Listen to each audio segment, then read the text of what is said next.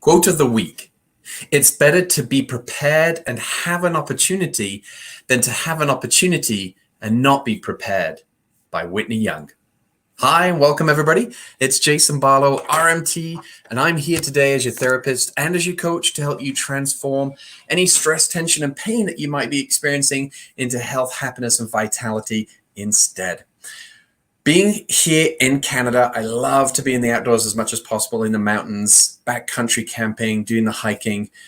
And one of the things I always say to my kids, especially when we're leaving, is it's better to have it and not need it than need it and not have it. And I remember reading that actually on a testimonial or a review. I was looking at these, what are called bear bangers. You can carry this little, it's almost like a pen. And they've got different cartridges that you apply on the top and you snag it back or pull it back, and then it fires and it would make a big bang and essentially scare, well, you just as much as the bear, but that loud bang basically would help dissipate that wild animal from your area. Or that's the theory. So the review, when I was reading through in making this decision, said that best to aim this directly up into the sky rather than toward the bear, because he fired it toward the bear and bang, and then the bear ran towards him. He survived, but he was just raising the point that if you're using this, make sure you fire it in the air. But one of the other reviews said, better to have it and not need it than need it and not have it. It's always stuck with me ever since. And that ties in with today's quote. It's better to be prepared and have an opportunity than to have an opportunity and be prepared. So we're all leading this human life right now. And we're all likely experiencing, depending upon your age, some level of sickness. We're all aging all the time. And probably, with the nature of what I do work-wise, people coming in with injuries, muscle stress, tension, and pain, it's inevitable. We're going to have these encounters, have these experiences. And then ultimately, the pinnacle is that we will eventually die. So the question becomes, because this isn't a conversation that we typically have for the most part in our Western culture especially.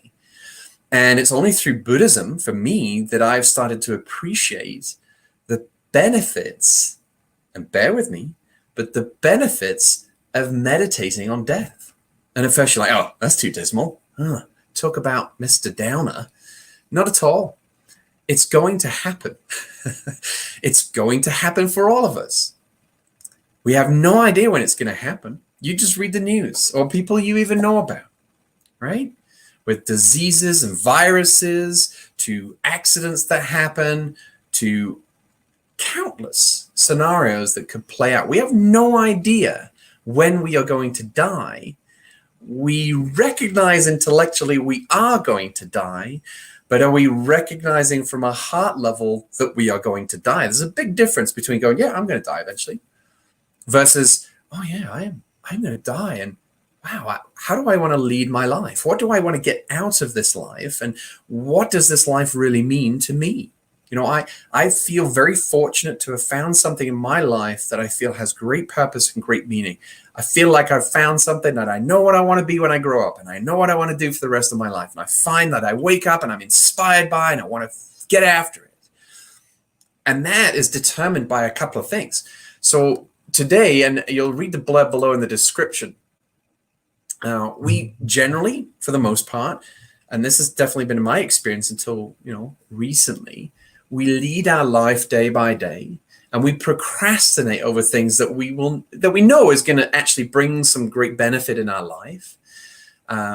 If we took some time to put, center focus, if you will, on that particular or those particular activities. So, but the question is, why don't we take that time now? We know it intellectually, but why is it that we keep frustrating and hesitating from achieving those things that we say and we believe and we know in our heart of hearts? If we really truly sink it into our heart, we know it's going to bring only benefit to our life. Well, what is it that's stopping us? And very commonly, we point the fingers outside, don't we? This has been my experience. Maybe it's different for you. We point the fingers outside. We blame this person. We blame this society. We blame this community. If only the bylaws were this, if this was happening, the government did this, if the prime minister made this decision, if the president did that. We keep doing that. We keep pointing and emphasizing. If everybody changed on the outside, if the stars aligned, then Then I'll be happy. Then I'll have time. And it doesn't. Have you known? It doesn't work like that. And this is a beautiful analogy that was used in one of the Buddhist books I was reading years ago. It's like going out day to day, barefoot from our house. We have to get to a specific destination. And to get from A to B, we have to travel across all these thorns and glass and all these awful stones and rocks and, just imagine that, right? Imagine going out of your house. The only way to get to that is go, and you're slowly going over and it's painful. And, and you finally get to your destination, but then you turn around and go, oh man, I've got to do it again. Turn around and come back. It's painful and awkward and your feet are getting torn up. So we might look at that and go, well, okay, there's two solutions. One, we eliminate all that debris and material inside, but I'm talking miles. Let's say it goes on for miles. It's going to take a lot of work to do that. And we're not going to be able to control. Then the other option is, hey, try on this pair of shoes. It'll get you across there in no time. It's going to protect your feet. And where I'm going with that analogy, it's the same in respect of we keep blaming everybody on the outside for the lack of time that we have. If only they would, if only they could, if only the government had, if only. And that's analogous to this debris on the ground. The only solution in that regard, this has been my experience, is to put on a pair of shoes. Take care of your own business. Take care of your own mind. Take care of your own heart.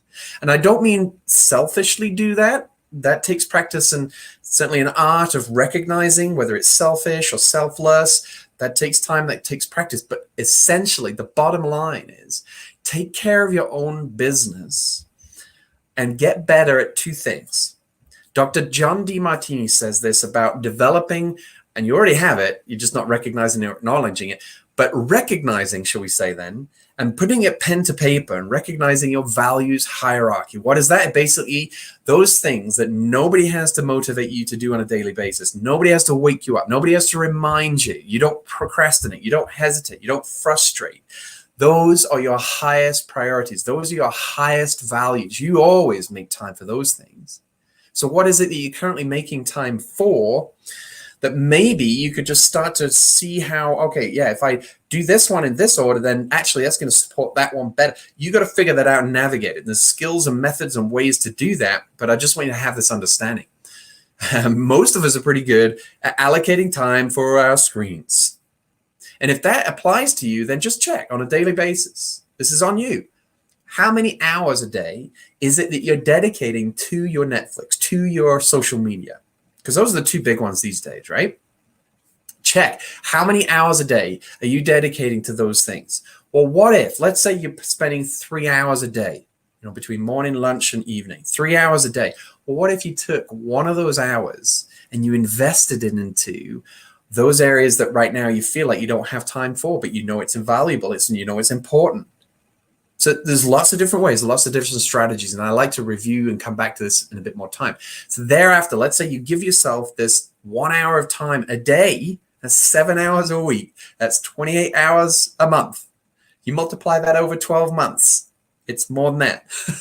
Over 300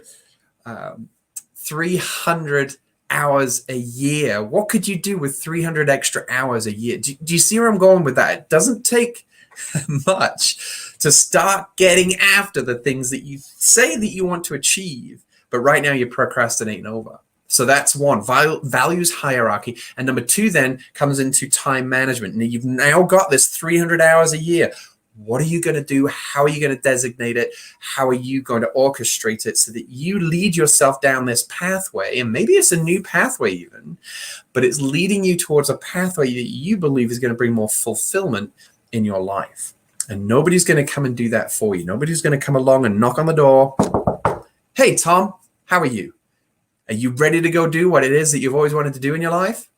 Nobody's going to come and do that for you. We must realize that for ourselves, acknowledge it, recognize that through this values hierarchy and managing our time better, we can start to lead ourselves down a path that's going to take us to a place that we seek, yearn, and desire, that's going to bring more satiation, more fulfillment, more purpose in our life, and ultimately bring way more health, happiness, and vitality. Thank you very much for joining me. I hope you found it a benefit. If it has been a benefit, give me a thumbs up, give me a little comment below. Ideally, even share this video, share this podcast, and leave a review. I really appreciate it. I'm hoping to get this message out to as many people as possible. And it only takes one, doesn't it? One person to receive this message who then applies these messages and starts to see the results for themselves. And then by product of that, a domino effect. And maybe that takes decades, and that's fine too with me. I'm here indefinitely to do this until I'm no longer able to. Thank you very much. Take care. Have a great rest of your day. Bye-bye.